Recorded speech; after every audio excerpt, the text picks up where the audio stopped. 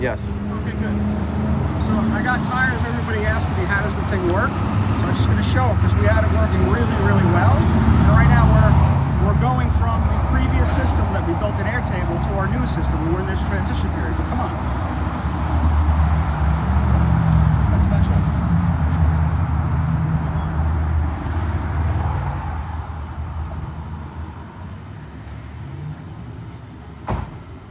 Those things over there, made by Qnergy, are some super fancy, high-tech, hermetically sealed engines that are worth talking about on a later date. Anyway, Alex Simos and George Simos envisioned a way to solve for a problem that we have and pick up efficiency, and we had some documents that we created all the way back from 1998 when I was in high school, and it just went on and on and on from there. Finally, the technology arrived, and there's no reason in the world why you can't curate all the information associated with this, the lifetime history of it, along with the product. They're doing it in Europe now. The Department of Defense is doing it now. The unique thing that we do is the way we handle the information going through a human validation loop and then locking the record. That's really the underlying thing in the architecture of the information, and the topology of the database and the workflow creates a different foundation for information, and you can read all about that in the documents that we gave. But it's super simple. Everybody keeps on asking, how does it work?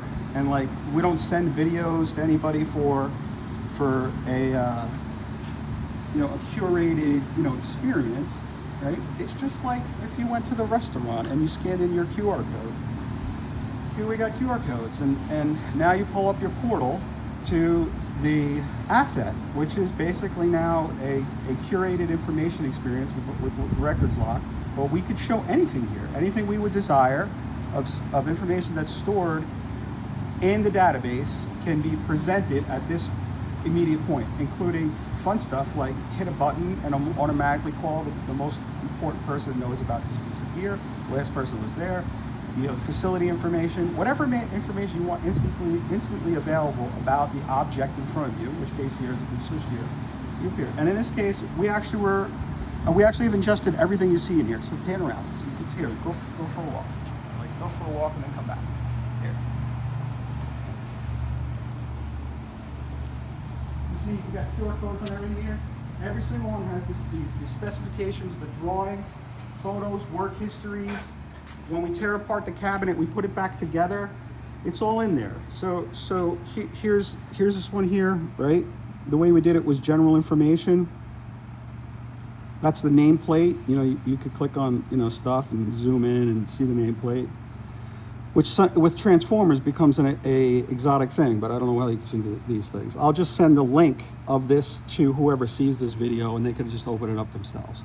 But the photo documentation is endless that you could provide. Video documentation, service history, the tickets associated with it. When it was ingested, any updates, when it moves around the facility, who touches it, they simply scan the code, talk and make an update, and I'll just do an update on the way out the door on a transformer that I see over there that I'm unhappy with.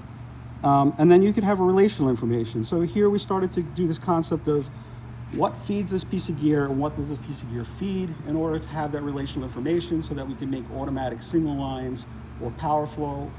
Or if you can imagine in a hydronic system, you could have your pumps, your pipes, your chillers, your boilers, your cooling towers. It doesn't really matter.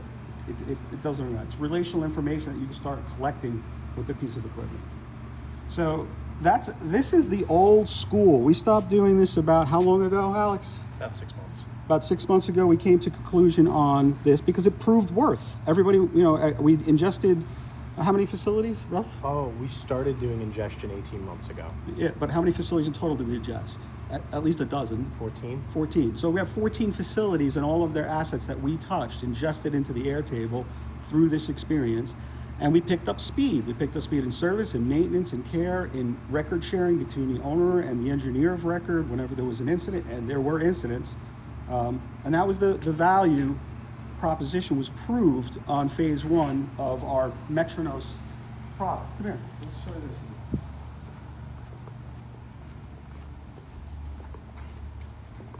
How many times you walk up a transformer, you have no idea about the nameplate because it's inside. Well, this will be locked, and you can't get to that nameplate. You're not allowed to open this up unless it's de-energized. So we do a lot of stuff at Metrotech. You'll learn if you decide to hang out with us. We're not particularly afraid of anything. But this QR code is another one you could just resolve. And again, here, while in transit inventory, every asset is assigned a point of contact, and here, this particular case is Kevin Rippert. If Kevin Rippert, now I have to tell him I made this video because his name's in it, but that's okay. And then you could call him, or you could send him a message, or whatnot. But again, we decided to curate the information with general information like this. That's your nameplate. That's a big deal. We also did auto extraction using AI tools to populate the fields, but then it goes through the human validation, winds up at our engineer's desk. The engineer then looks at that information and then agrees that it's correct, locks it, his name is attached to it. So he now has ownership of the information. Somebody else uses it, his Arizona emissions insurance kicks in if it's wrong, which is what's supposed to happen anyway. That's nothing unique. And here, all these specs and whatever, we use AI as a superpower to help speed things up. But the humans are in the loop every step of the way. Great photos, yada, yada, yada, yada. Always good to have photos. The feeds and feds by, they're gonna be empty because it's not connected to anything. But if you go historically where it came from, you'd see what assets were involved with it in its history.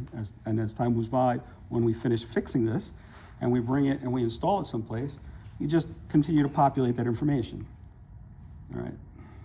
And then, her service history.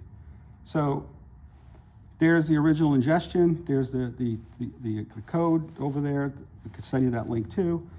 And then there's these two new tickets. One is experimental ticket that I just did walking the door to make sure that the Airtable link is still work. And it's so easy to just add a new service event. And it doesn't have to even be this complicated. We could actually have, as you scan the ticket, you have your basic information, and then you press a button, report, and then you press the button, comes up with a dialog field. Here you can take a picture, right? And you can hit your ticket notes. And you can speak in every language you want: Spanish, Portuguese, German, French. In this case, I'm American, so I'm speaking American. It's not even English. It does a beautiful translation. Everybody's used to this happening now, right?